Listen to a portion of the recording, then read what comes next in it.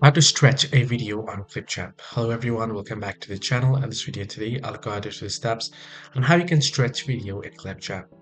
Well, whether you want to stretch the video size or you want to stretch the video duration, it is pretty simple. Now, if you wish to stretch the size, all you got to do is go ahead and select the part, and then you can go ahead and zoom in or zoom out, right? You can use the arrow here to zoom in or stretch the video or adjust it.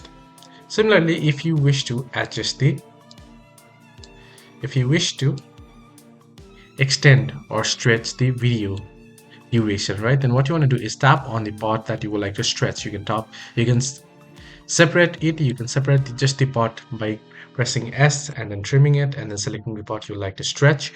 And here, once you have the part, all you got to do is head over to speed option at the right hand side and then slow it down a bit. This way your video will be stretched. As you can see, as I toggle it bottom, at the bottom, you can see the video has been stretched. So this is how I can stretch video in ClipChamp. Hope this video was helpful. Do like and subscribe.